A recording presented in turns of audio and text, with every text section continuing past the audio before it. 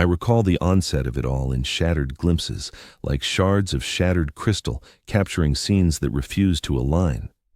The agony hit initially, piercing and digging deep where my spine connected to the cranium's edge.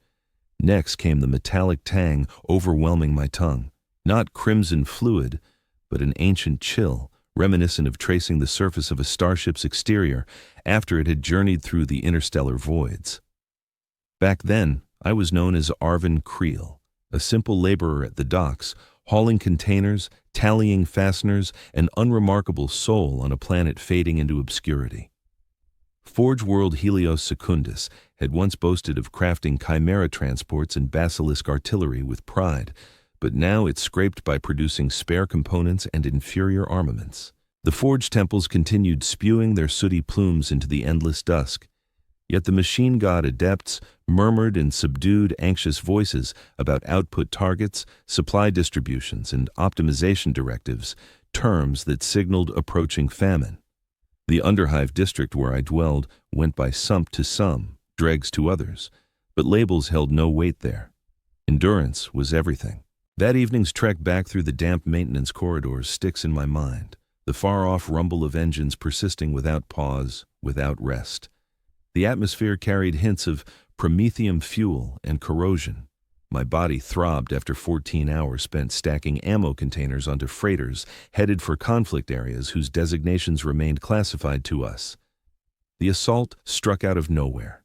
No sound, no sight, just an abrupt slickness pressing at my throat, followed by torment beyond any prior experience. From that point, recollections splinter, turning untrustworthy. I remember tumbling down, the icy gridwork scraping my face. I remember a form, an entity defying the logical realm of the Omnissiah, advancing with dread intent. I remember talons and blades, an excess of appendages gliding with the lethal elegance of a hunter assured of victory. Then oblivion, save for delirious hallucinations that could have spanned days. Upon stirring in my cramped HAB block, I dismissed it as sickness, maybe the poisonous vapors occasionally seeping from the Underhive's chem pools. The gash behind my neck had mended swiftly, reduced to a tiny, rigid lump of scarring. I ought to have consulted a healer. I ought to have appealed to the biotech servants of the machine cult. Instead, I avoided both. Weakness invited punishment on the Forge world, and skipping work cycles was a luxury I couldn't indulge. The shifts started small. Meals lost their flavor, turning bland and lifeless. I'd catch myself fixating on dim corners, certain they shifted when unobserved. Nightmares grew intense, brimming with images of immense empty expanses and the eerie pull of ascending into infinite blackness. I'd jolt awake drenched in perspiration, my mandibles sore from clenching.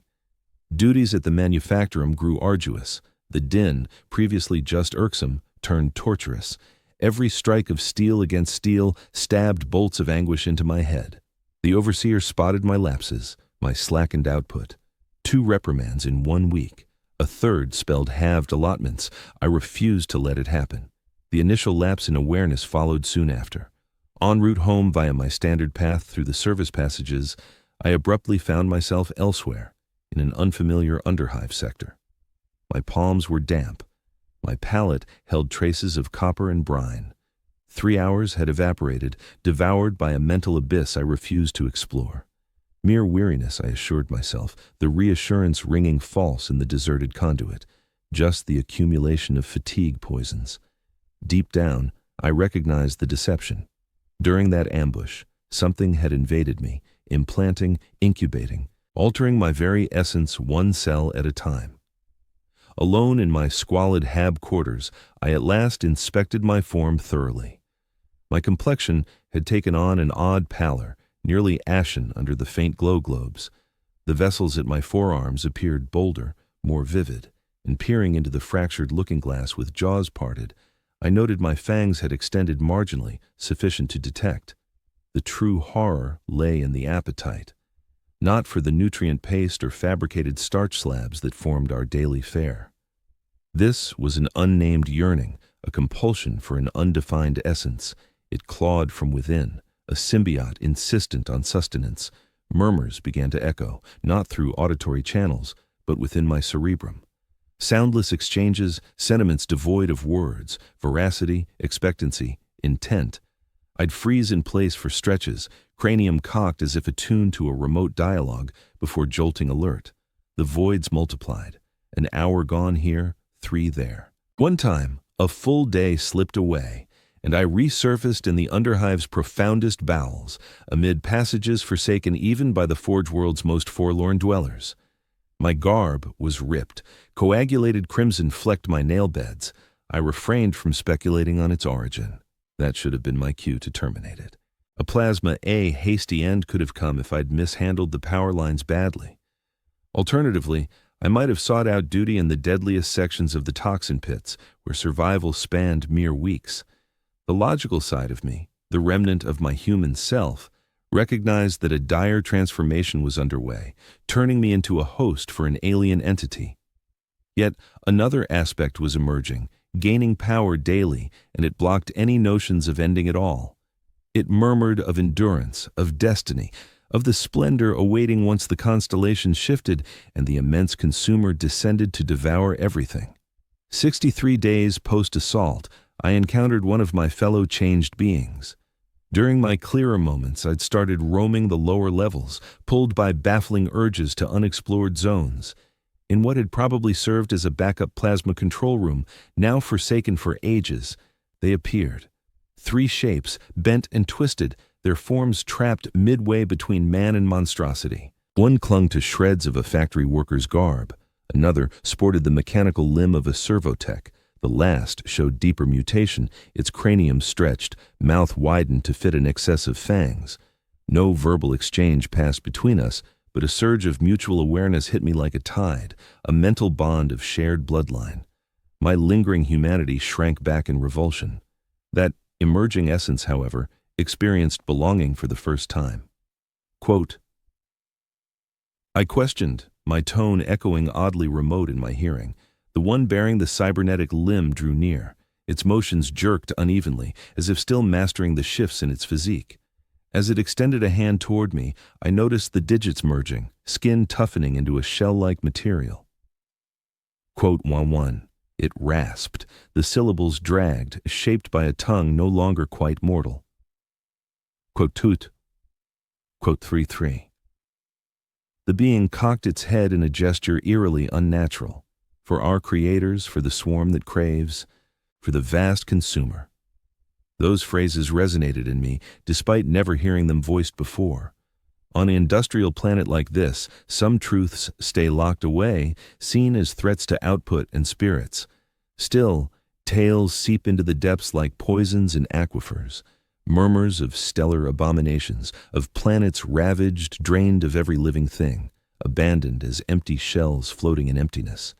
Tyranids, the vast consumer, the peril lurking amid the cosmos. We were people, I insisted, grasping at the dimming echo of that identity. We stood isolated, the being replied, but now we're woven into a larger whole. The collective consciousness expands, the signal intensifies. Before long, they'll catch our summons. I bolted away then, my human core still potent enough to grasp the terror ahead. Even while dashing along the labyrinthine passages below, I sensed them in my thoughts, their essences grazing mine. Unresentful of my flight, they waited calmly, aware that my inner alterations would persist, that the entity taking shape would ultimately eclipse the last traces of Arvin Creel. I vowed to resist, to hold on to my mortal essence as long as I could. I signed up for extra labor hours, figuring fatigue might hush the voices inside. I began keeping a pilfered knife from the assembly line handy, swearing that if the lapses grew worse or I woke to more stains on my palms, I'd turn it on myself to prevent becoming a tool for injuring innocents. For a while, this approach held. The murmurs faded to the fringes of my awareness. The voids in memory hit less often. I even allowed myself optimism that the contagion, or whatever plagued me, could be beaten back, held in check. Then arrived the oversight audit.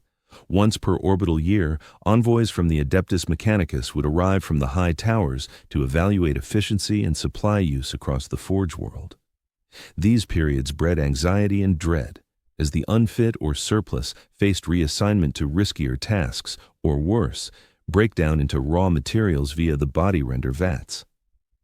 I stood at my post, stacking box upon box of bolter rounds onto the belt, when the sensation struck, a colossal, icy, ravenous force probing the borders of my psyche. This round, the machine priests had imported an extra, an apparatus that pierced mortal veils, that sniffed out extraterrestrial corruption in living tissue. A servo guard, its frame a nightmarish blend of corpse parts and sensing gear. Its optical arrays rotated on their own, probing the workers amid their toil. I bowed my gaze, actions robotic, aiming to mimic the rote compliance demanded of Forge World drudges. Yet I detected its scrutiny fixing on me, probing, uncovering the faint anomalies in my vital signs. Abruptly, the inner voices surged, a flurry of warning rippling across what I realized was a psychic link binding me to the rest of my species. The collective consciousness rousing itself against peril. I sensed them rousing from their concealed spots scattered across the underhive, all reacting in unison to the peril. The sentinel drew nearer to my workstation, its enhanced appendages humming faintly. I continued my tasks despite the icy perspiration forming on my brow. It halted 3 meters distant, its primary scanning apparatus locked onto me. Subject exhibits irregular biological markers, it announced through its vocal emitter in a monotone, devoid of feeling.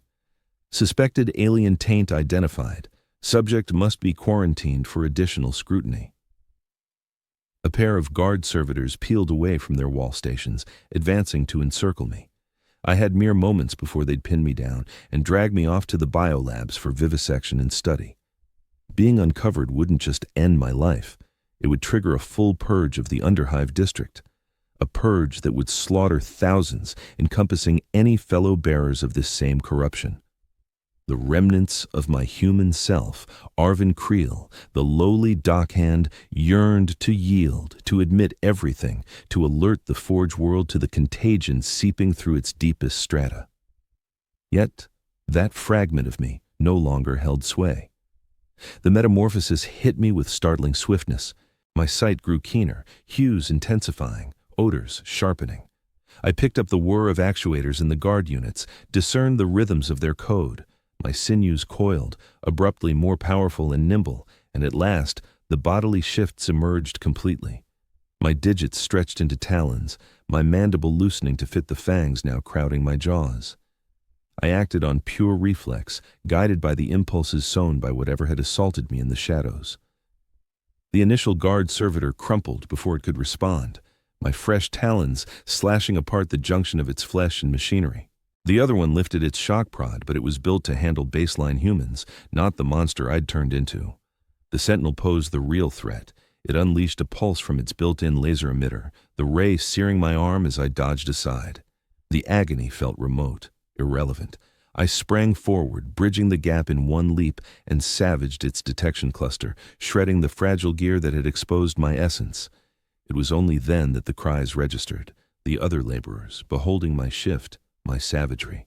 Their fright pierced the fog of combat, touching the sliver of me that lingered as Arvin Creel. I glanced at my hands, now warped into tools of destruction unfit for any mortal, and a wave of sheer revulsion washed over me at my new form. Alarms blared to life, lockdown measures activating. Armored doors would seal, blocking off paths to freedom. I bolted, propelled by velocities and grace beyond my prior dreams, darting toward the service conduits that plunged into the Underhive's bowels, far from the glare, far from mankind. While escaping, I felt the collective awareness surging into full alertness, the mental web linking me to my brethren buzzing with urgency. The exposure had compelled their move. The stealthy, deliberate incursion was finished. Now the revolt would ignite, the capture of vital facilities, the activation of the signal to call forth the Hive fleet. And I, formerly Arvin Creel, would fulfill my role in the downfall of Forge World Helios Secundus. In the Underhive's most remote depths, in vaults untrampled by human steps for ages, I encountered the rest assembling, scores of them at differing points in their evolution, some resembling me, still outwardly human save for the alterations lurking below the surface. Others progressed further, their mortal essence nearly devoured by the extraterrestrial genome, reshaping them internally. And a handful, the earliest carriers, so altered they scarcely evoked their human origins.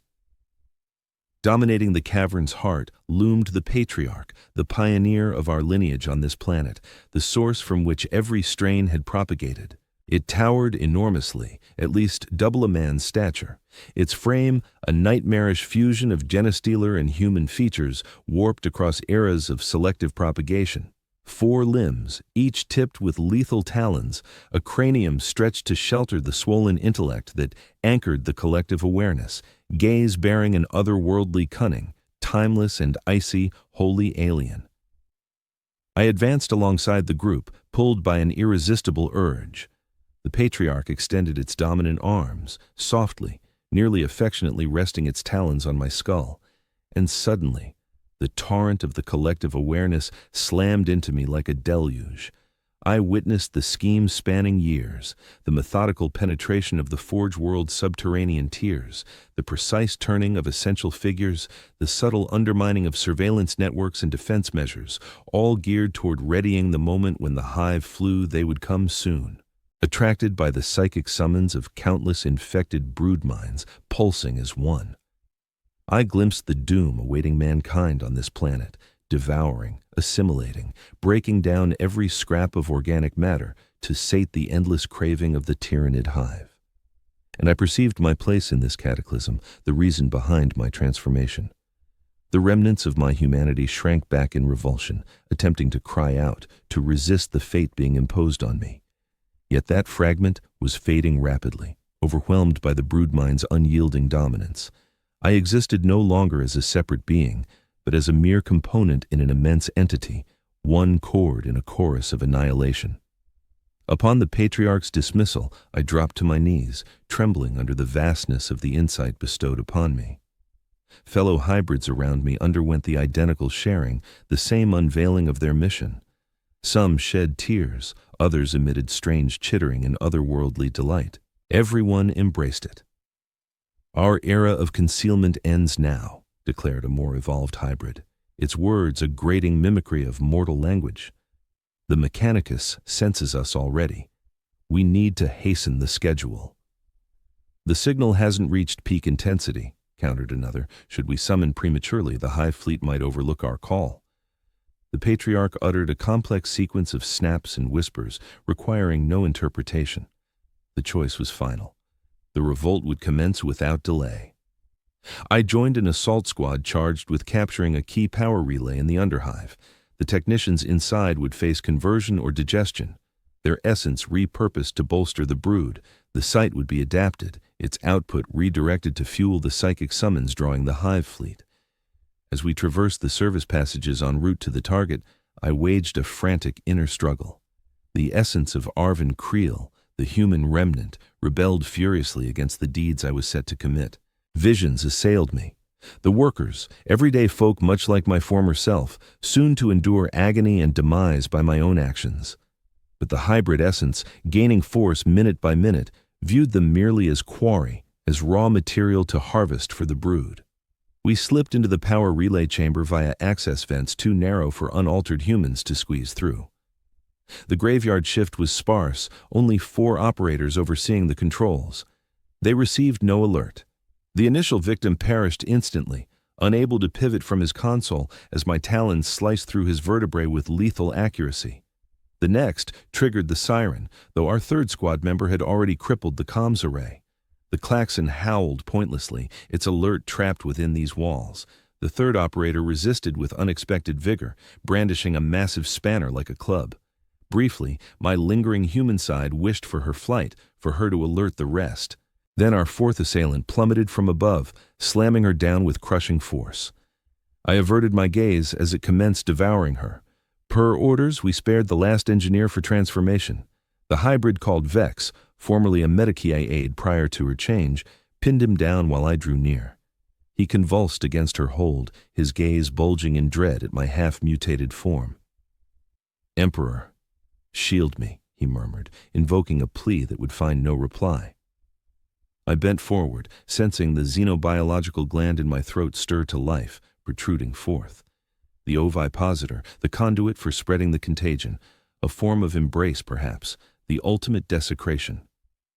"This will sting," I warned, my human vestige granting this minor courtesy. "But soon you'll comprehend. You'll join a higher collective." His agonized howls as the plague took root were thankfully short-lived. With the outpost under our control and its personnel dispatched or remade, we set about altering the energy grid. None of us had served as technicians in our prior existences. Still, the expertise resided within the brood mind, drawn from those assimilated earlier. We operated with the uncanny synergy of hive dwellers, each executing duties silently, sans spoken commands. While I redirected plasma lines, channeling output from the forge decks to our concealed lair far below, a wave of broodmind approval surged through me. Parallel efforts unfolded across the forge world's depths. Energy hubs, hydro-recyclers, ventilation arrays, all claimed, all twisted to sustain the brood and amplify the summons. Yet, I detected more besides. A ripple in the linking psychic web binding us. Panic, agony, abrupt voids where brood nodes had vanished. Kin were perishing. The Mechanicus had mobilized swifter and fiercer than the Patriarch foresaw. Skitarii hunter squads plunged into the underhive, led by servitor drones and tech priests. Biologists specializing in the field could spot the faint indicators of Genestealer corruption. They advanced with the merciless precision typical of the Adeptus Mechanicus. Any zone showing signs of taint got cleansed immediately, no matter the cost to unaffected laborers. I experienced the passing of my fellow broodkin like ghostly aches, quick bursts of torment right before their links to the brood mind snapped. The remnant of my human side sparked with optimism at this turn, envisioning the plague held back and the forge world preserved. Yet the fused essence within me stirred only with warning and a sharpening resolve to finish our task ahead of the inquisitorial forces. We completed the energy rerouting and got fresh directives via the brood mind. Our next move, venture further into the underhive toward the vault where the Patriarch directed the beacon's assembly. Every available broodkin was summoned to safeguard this vital prize. Should the beacon ignite, even momentarily, it could summon the hive fleet our way.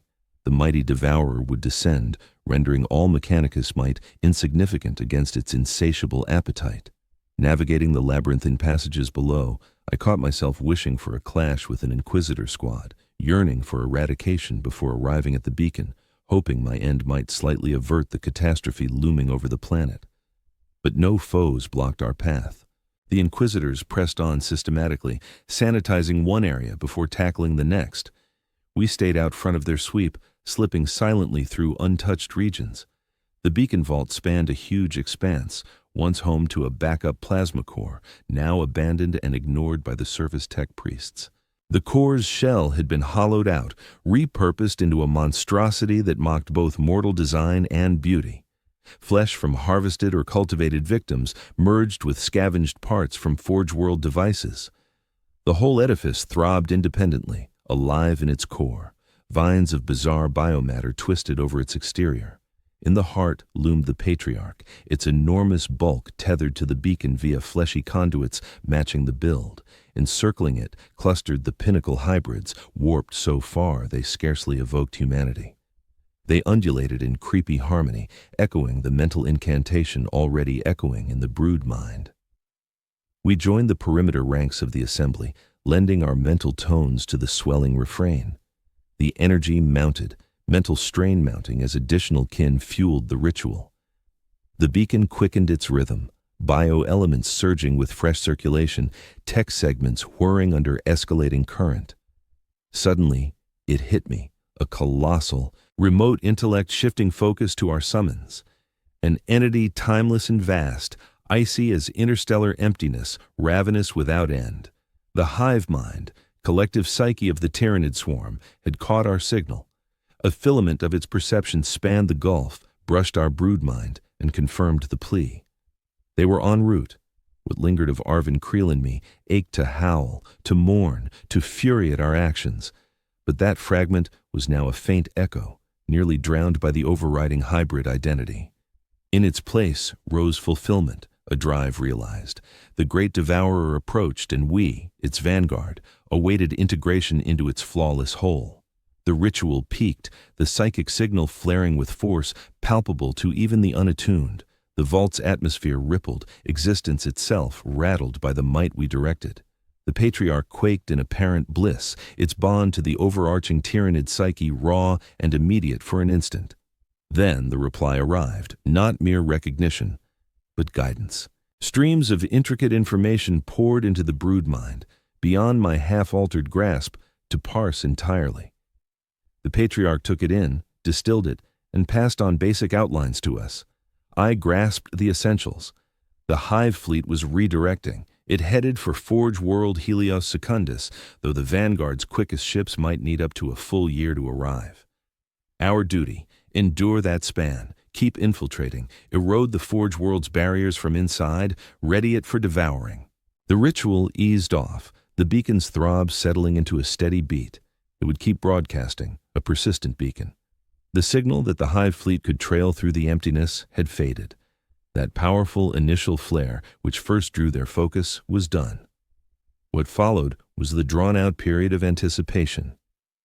As the assembly started to break up, with hybrid clusters directed toward fresh duties by the broodmind, I detected a faint alteration in the psychic web, a fresh surge of feeling stemming from the higher strata of the underhive. Terror, agony. The Thekatari had uncovered one of our bigger layers, a site housing numerous recent initiates who hadn't mastered concealing their altered essence. The carnage was total. Each passing registered in the brood mind like a tiny spark winking out, a flame extinguished. The Thekatari offered no quarter, made no effort to separate the completely altered from those freshly tainted. Everyone was eradicated by gunfire, fire, and steel. "They're proving far more capable than we figured," remarked Vex, the hybrid healer who'd joined my assault squad. Her change had surged ahead since the beacon ignited, her bottom jaw protruding to fit an additional line of slender fangs. Her gaze now mimicked the compound shine of the pure-strain Genestealer. Quote 14 countered a different hybrid. This individual was so advanced in its mutation that its voice rasped indistinctly from its warped throat. Quote 15.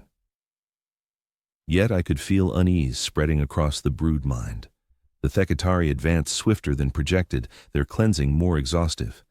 At this rate, they could hit the beacon vault before the hive fleet made contact. Everything would collapse to ruin. Fresh directives throbbed along the psychic links. We'd have to hinder the Thekatari push, to divert their attention and steer them clear of the beacon. Losses would be required. I got slotted into a sabotage unit with Vex and 7 more in assorted phases of mutation.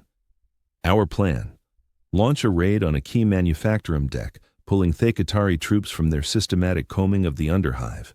It amounted to a death charge, but the label meant scant to entities who viewed demise only as merging back into the vast collective of the brood. While we geared up to climb from the abyss, collecting arms looted from downed Forge World crew, the remnants of my human side stirred again, not repulsed by my evolution, but alert to a possible opening. If I could slip the brood mind's grip, if only for an instant, perhaps I could direct the Thekatari straight to the beacon site and halt this madness in time. The idea got spotted right away, my tie to the brood mind rendering any trickery nearly unattainable. Vex faced me, her multifaceted eyes inscrutable, though her mental aura chilled with doubt. Quote 16. She stated, her speech mangled by her altered jaws. Quote 17. Quote 18. I answered, compelling the hybrid aspect within to dominate, to broadcast the right deference to the broodmind's command. It's irrelevant. She examined me a beat longer, then pivoted off, seeming content, yet I sensed a quiet adjustment in the psychic field around us.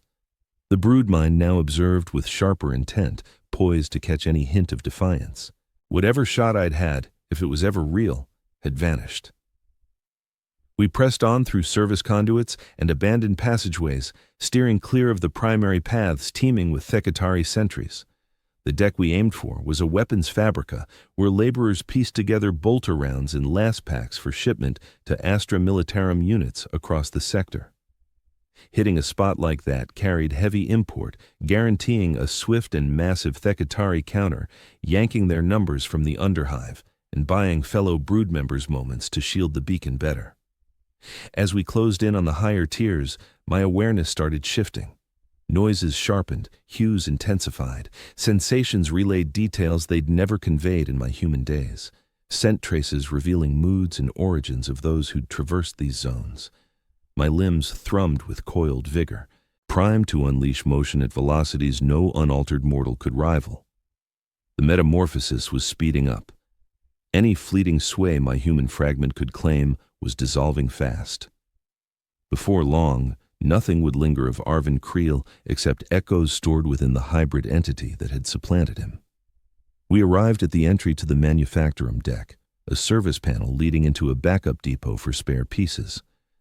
I caught the aroma of humans just ahead, scores of them, their odors thick with traces of weariness, tension, and the sharp edge of metals they handled. Underneath lay the allure of vital fluid and flesh.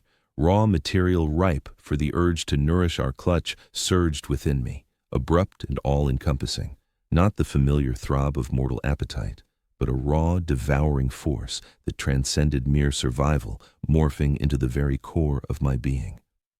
I yearned to rip open that access panel, to descend on the oblivious laborers, to devour relentlessly until the craving ebbed, even briefly. Yet the unyielding grip of the hive consciousness restrained me, enforcing our true objective. At our cue, murmured the most evolved among us, a being formerly known as Shift Overseer Thu. Stick to the strategy, sow utter disorder, maximize exposure, pull their focus entirely prior to pulling away toward Sector 17, diverting them from the signal vault. We all assented silently, the hive link rendering words redundant. I tensed my fingers, observing as they stretched longer still, flesh toughening into chitin, tips sharpening into lethal talons. These shifts could be reined in somewhat, suppressed for hiding or hastened for battle. Yet another boon from the Genestealer heritage now ruling my biology. Thula issued the command, a mental surge rippling across the hive awareness. In unison, we exploded through the service door into the adjoining depot. The pair of technicians there, auditing parts on the racks, barely had a chance to respond before we overwhelmed them. I claimed the closest one, my talons slashing his neck in a gush of vital fluid that ignited a near-euphoric rush in my reshaped nerves. Its aroma, heat, and life force rippled waves of delight through my form. The craving insisted I consume, yet operational directives suppressed the impulse. Visibility was key to provoke the Renxi Skitarii. Sustenance would follow, should we endure. We erupted from the depot onto the primary forge deck. Scores of operatives glanced up from their production lines, faces morphing from astonishment to terror upon seeing our mutated forms. For an instant, utter quiet reigned, as though the fabric of order recoiled from our aberration in this structured realm. Then the cries erupted. Laborers scattered every which way, some bolting for the primary gates, others ducking under benches or cowering amid equipment. A handful, bolder or more reckless, seized implements as makeshift arms and advanced against us. They perished swiftly, their valor outpaced by the agility and power our evolutions bestowed. Warning sirens howled to life, the din shrilled to unaltered hearing, torturous to our heightened faculties. Still, we pressed on with our havoc through the forge expanse. Indiscriminate slaughter would waste effort. Rather, we targeted spectacular ruin, shredding consoles, splitting fuel conduits, toppling devices in cascades of flares and mangled steel. Vex signaled the alert, her amplified perceptions picking up our intended foes closing in. 30 seconds. We sustained the mayhem right up to the brink, guaranteeing our assault's magnitude would summon a formidable counterforce. Precisely as scripted, we initiated the combative withdrawal, edging rearward via service routes to Sector 17, luring the Skitarii distant from the signal vault. The Skitarii stormed the forge with their famed mechanical exactitude. No pause, no wariness, just swift threat evaluation and reprisal. Laser blasts lanced the atmosphere, felling one of ours with flawless precision. The hybrid crumpled, its chest seared by the intense ray, its bond to the hive severed in a flash. We fired back using looted arms, chiefly to feign defiance rather than expect to breach the Skitaris' sealed protective gear. Their cybernetic aimers outstripped any baseline humans, and their armaments were built for perils dwarfing our half-altered forms. A second comrade dropped, then a third. We hastened our pullback, enticing the Skitari into the service passages.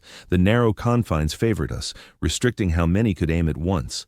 It wouldn't preserve us, but it would prolong the pursuit, tying them down extendedly. I was the final one into the conduits, halting at the threshold to unleash a parting volley from my commandeered stub pistol, staged for impact over injury. Wheeling to join my kin, a final shot grazed my shoulder, twisting me and pinning me to the passage bulkhead. Agony flared sharp, yet oddly remote, my modified body already countering the wound and initiating mending. I stumbled along in the wake of my companions, the acrid odor of my charred skin assaulting my senses. In our trail, the relentless march of the Skitari echoed with machine-like efficiency, unrushed yet unyielding, utterly inexorable. Their cybernetic legs hammered against the steel grating in a steady pulse, akin to the thud of an artificial heart. It marked the inexorable approach of doom, calculated with unerring precision.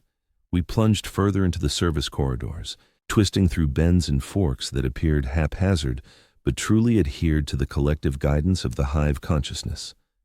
Escape was never the aim, utterly unattainable, but rather to lure the Skitari into a protracted chase across the labyrinthine, hardest-to-traverse parts of the sublevels, the intent to tie them up for maximum time. Yet another from our group dropped, snared by a final energy bolt as she navigated a turn with insufficient speed. A brief surge of her agony rippled through the shared psyche, swiftly replaced by the stark void of severance. Now just 5 lingered from the starting 9. Our objective advanced, though the toll mounted steeply. Section 23 loomed. Vex rasped out the words, her tone warped by the rapid alterations to her speech organs. Quote 20. Our scheme had been orchestrated with the hive mind's signature thoroughness. This nexus room linked service paths from 3 tiers above. Certain kin had booby-trapped it using scavenged charges from the factory decks, refitted for our needs. Insufficient to cripple the Skitari badly, but enough to hinder their progress and buy vital extra moments for the ruse. We erupted into the nexus and claimed spots on the opposite wall. Rifles aimed at the passage where the clattering foes would appear. Thal triggered the makeshift fuse, jury-rigged from scrap circuits. Silence. Either the charges malfunctioned, or a vanguard of servitors had sniffed them out and disarmed them. What we'd engineered as a trap now turned into a slaughter pen, with us squarely in the crosshairs instead of the Skitari. Quote 21. Thule commanded, broadcasting it aloud and via the hive link. Quote 22. But the moment had slipped away. The Skitari materialized at the entryway, their guns unleashing fire with flawless servo-aimed shots. Thule crumpled first, a cluster of laser strikes punching into his core, searing through chitin and tissue without mercy. As the furthest evolved among us, he'd drawn their focus like a beacon. Vex and a fellow half-breed, once a harbor master like me, though his identity escaped me, laid down suppressive blasts while the last pair of us scrambled for another exit. The ex-harbor master perished in seconds, his skull erased by a pinpoint blast. Vex held out more, her evolving form sharpening her dodges against the initial barrage, yet the open nexus offered no shelter. The follow-up salvo nailed her mid-leap, energy lances slicing her limbs and gut. She collapsed in a writhing mass, still breathing, still linked to the collective. Her torment blared across our unified awareness like a wail. I froze, caught between flight's urge and the bond to Vex. That split-second doubt almost ended me. A laser grazed my scalp, singeing strands I could practically taste burning. The other survivor clamped my wrist, hauling me into the passage with inhuman force. Quote 23. He snarled about Vex. Quote 24. He spoke truth. Vex's essence dimmed in the hive mind, her vitality pooling on the chamber's floor. The Skitari offered no swift end to such a mutant horror. They'd prolong her suffering or drag her form to the dissector's labs among the biomechs, a torment eclipsing death itself. We bolted along the alternate corridor, the clamor of Skitarii footfalls nipping at our heels.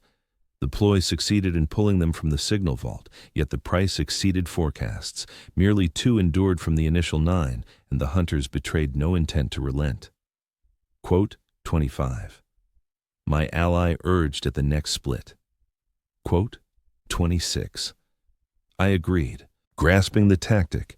Separate paths would compel the Skitarii to split squads, thinning their might, or trail just one, letting the stray carry the distraction onward. Quote 27. He pointed rightward. Quote 28. He nodded left. We gripped arms in a fleeting clasp, an oddly mortal ritual amid our mutations. Then we diverged, dashing into our selected routes without a backward glance. His trace lingered in the hive. My thoughts drifted further apart as the gap between us widened, yet the link endured, a faint sense of his ongoing presence lingering. I dashed forward with velocity and stamina beyond any mortal's grasp. My altered body enabled a relentless stride that would leave an unaltered person gasping in mere moments. The service conduit snaked and coiled, plunging further into the underhive's depths. I knew these paths from the shared wisdom of the hive consciousness, an imprinted guide drawn from the journeys of innumerable kin who had navigated them in the past. Section 32 housed a derelict water purification plant, forsaken ages ago when its underground reservoir dried up. The enormous hall, laced with conduits and purifying apparatus, offered plenty of cover and numerous ways out.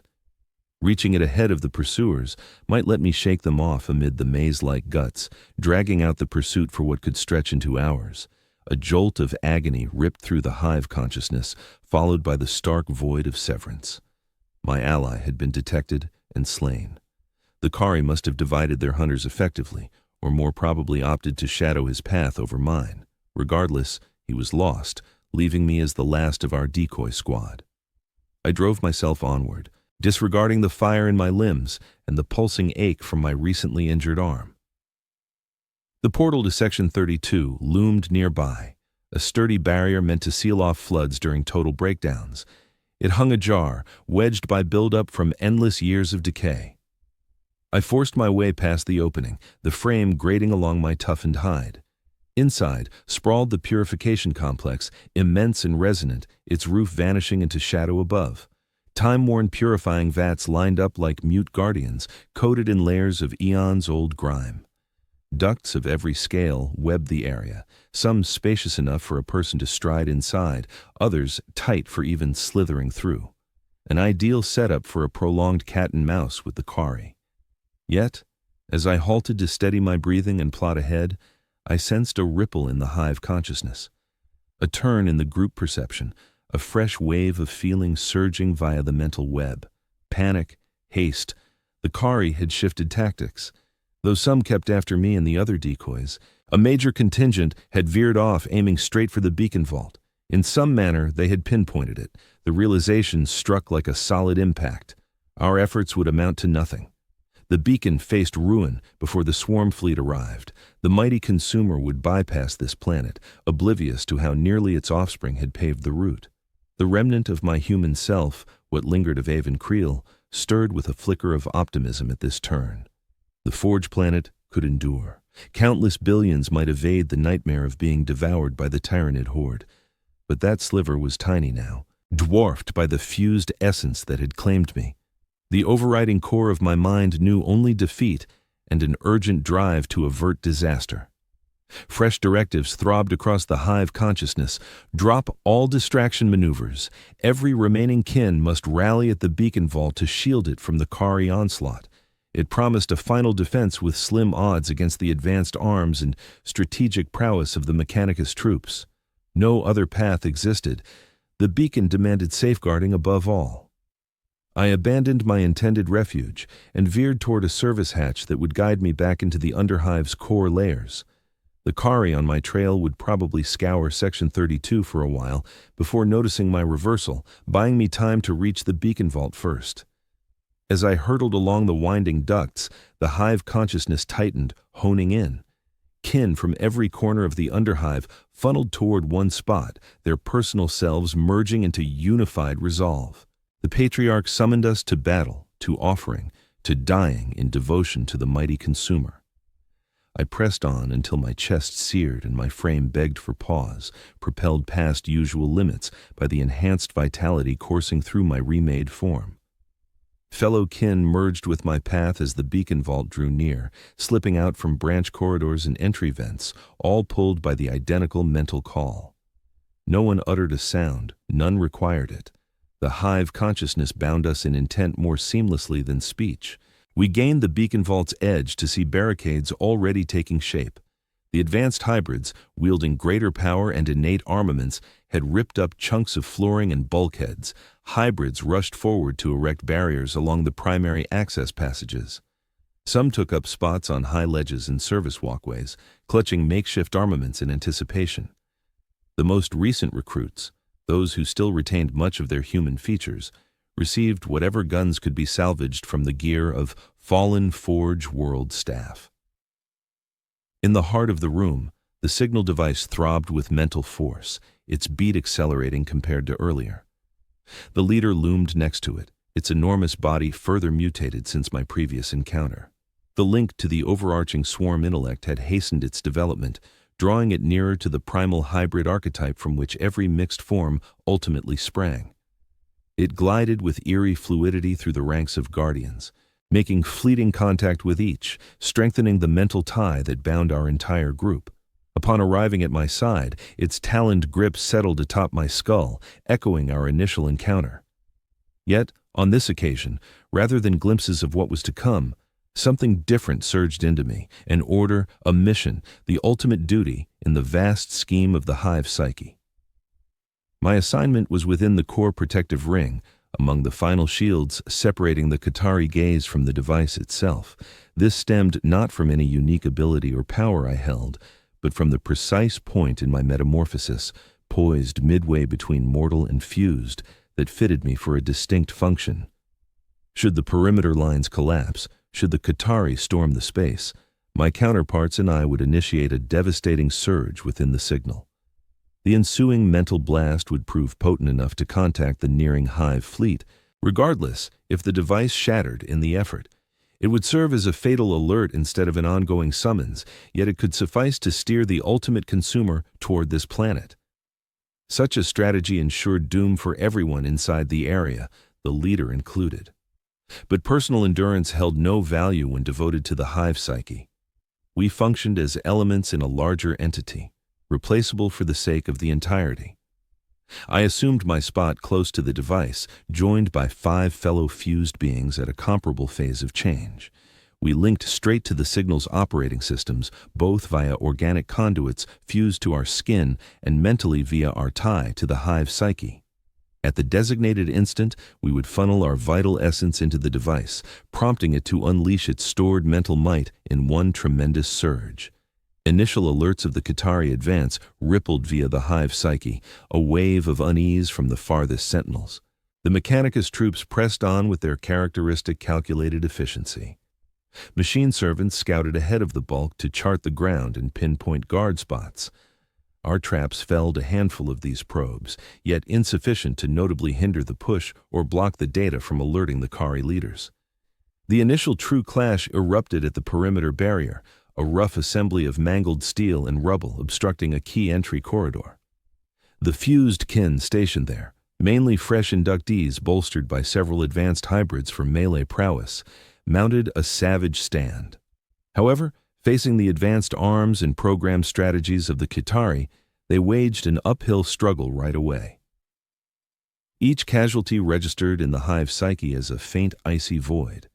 The mental web shed connections sequentially. The fringe barrier crumbled in under 20 minutes from initial contact. The next endured scarcely 15. The Qatari pushed onward with unyielding resolve. Their losses mounted but remained tolerable. Their momentum dipped yet persisted amid our frantic stand. As they neared the signal room, the leader's influence within the hive psyche intensified, its intent overriding the separate thoughts of the protectors. We transformed into limbs of its objective, our moves directed by its overarching plan over our narrow views. Any unease or hesitation that could plague lone warriors gave way to the icy assurance of the unified will. The ultimate perimeter barrier yielded following 30 minutes of brutal combat. The Qitari now loomed at the threshold of the signal room. Their ranks thinned somewhat by the prolonged skirmish across the underhive, but ample to crush the survivors. They halted momentarily, possibly awaiting fresh directives from their machine priest overseers, or permitting their armaments to vent heat after the prolonged clash. During that brief lull, I sensed the leader's focus sharpen on me and the other fused ones tied to the device. An elaborate stream of directives coursed through the hive psyche, far too layered for mortal words. We were instructed to hold until the Qitari launched their full incursion into the room, until their troops clustered tightly. Inside the destructive range of the beacon's surge, we held back until the perfect instant to unleash the devastating burst, our ultimate offering to the swarm. When the Thekatari onslaught finally hit, it was a torrent of ferocity and accuracy. They blasted open the chamber door with focused explosives, hurling fragments that ripped apart the Guardian lines. Advancing in coordinated squads, they provided mutual cover while bounding ahead, their Laz rifles mowing down any swarm member that dared expose itself. The Patriarch spearheaded the counterattack, its enormous bulk barreling straight into the Thekatari ranks, rending their sealed armor like tissue. For a fleeting instant, its raw might appeared poised to shift the fight's momentum. 3. Thekatari fell in mere heartbeats, their cybernetic appendages and biological parts alike mangled by the Patriarch's savage onslaught. But the Thekatari quickly adapted, deploying their bulkier armaments. A plasma cannon fired. The scorching plasma slammed into the Patriarch's core, its chitin scorched and splintered from the blistering temperature. The underlying tissue evaporated in a flash. The Patriarch reeled, yet stayed upright, its resilience surpassing that of ordinary life forms. Another plasma shot rang out, followed by a third, each inflicting ruinous harm to the Patriarch's body. Via the swarm link, I experienced its torment as if it were mine, a burning torment that nearly drowned my awareness, yet under the suffering burned a steely resolve, a closing directive relayed to me and the fellow hybrids tied to the beacon. The moment was upon us. The Thekatari had poured everything into the push, their troops massed in the chamber. We had to initiate the surge immediately while the beacon operated and the mental web held firm enough to funnel our shared power. I grasped the bioelectric link embedded in my skin, my altered digits gripping the living tissue that linked me straight to the beacon's mechanisms. The other hybrids mirrored me. Our efforts aligned flawlessly via the swarm consciousness. In unison, we poured our vital essence into the beacon, sensing our own strength ebbing as the psychic reservoirs overloaded past their limits. The Patriarch, even with its dire injuries, battled with heightened rage, aiming to secure those vital moments for the surge protocol. It shredded yet another Thekatari unit before a relentless hail of Las blasts at last felled it. Its colossal frame toppling amid the devastation it had wrought, its bodily demise didn't instantly mute its echo in the swarm mind. Its mental core endured, still directing the surviving guards and upholding the hybrid's tie to the beacon. I sensed my mind dimming as greater portions of my essence flowed into the beacon. The transfer was now unstoppable, a path leading solely to nothingness, yet no dread arose, no remorse. The hybrid within me knew only fulfillment in executing my role for the swarm intelligence, while the fading human remnant of Avon Creel discovered an odd calm. A conclusion to the nightmare that defined my life, a halt to the craving that had devoured me, a stop to the awareness of my deeds under foreign command. The beacon's rhythm accelerated, growing unstable as the surge neared its peak. Power surged through the hybrid network, living elements bursting from the pressure, mechanical elements shining with surplus force. The atmosphere grew heavy, existence warping beneath the weight of the mental force we directed. The Thekatari, sensing the looming disaster, started a combative retreat from the chamber. But the window had closed, the sequence ignited. The power surge mounting to an inevitable blast, no force could halt. The final sight before my altered sight dissolved was the beacon, throbbing with illumination that seeped beyond visible wavelengths into realms that strained the psyche. Then the blast erupted, a silent rupture of raw mental force that shredded material and psychic divides alike. I perceived my body unraveling, atoms parting under energies alien to the physical realm. But my awareness, anchored to the swarm mind, held a split second more, sufficient to sense the mental pulse radiating outward, not merely across the underhive, but farther into the emptiness, bearing the swarm's last frantic summons to its overlords. The transmission struck the nearing hive fleet, a perishing wail embedding all the tyrannid hive required. The coordinates of Forge World Helios Secundus, its fortifications and weak points, the rich biomass it offered, ready. The transmission had been sent and confirmed. The Great Devourer shifted its trajectory, hastening toward the goal. Instead of arriving after a full solar cycle as first projected, it would descend in mere months, far too rapidly for the Forge World to erect sufficient barriers, too swiftly for any escape, assuming the Mechanicus might ever forsake such a prized manufacturing hub, which they never would. The brood's offering had served its purpose. The banquet would unfold exactly as intended.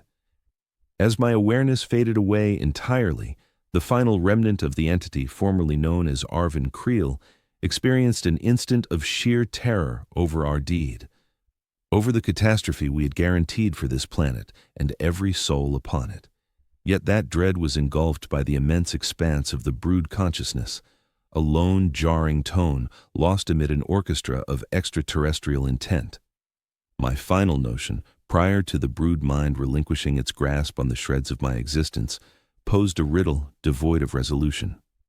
Had an Arvin Creel ever truly existed, or had I merely been a container poised to receive the Great Devourer's dominion? Then oblivion, quiet, shadow, serenity. Yet the tale of Forge World Helios Secundus persisted far beyond that point. 3 standard months following the beacon chamber's annihilation, the initial filaments of Hive Fleet Kraken pierced the system. By that juncture, the Mechanicus had cleansed the underhive of every Genestealer trace, eradicating not only the hybrids, but also thousands of untainted human laborers, classified as possible vectors of corruption. The Forge World's fortifications had been strengthened, its spaceward cannons enhanced, its Skitarii forces augmented by reinforcements from neighboring Forge Worlds in the sector. Such measures proved futile. The Great Devourer had heeded its offspring's summons, arriving to devour. The opening salvo of mycetic spores shattered the orbital shields with scant casualties, depositing tyrannid creatures straight onto the ground. The reaping of Forge World Helios Secundus commenced, a relentless operation that persisted until every ounce of organic material was devoured, until the thriving factory planet dwindled to a desolate, lifeless husk, valuable solely for the scant elements scavenged from its remains. And deep within the sprawling, interconnected awareness of the hive mind, a sliver of recollection lingered, the chronicle of a brood that had paved the path.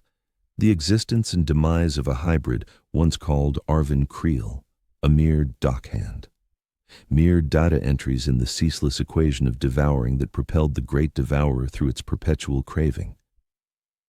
In the Imperium's formal annals, Forge World Helios Secundus appeared as another casualty of Xenos corruption, a mere aside in the interminable saga of mankind's fight to endure amid a universe of nightmares.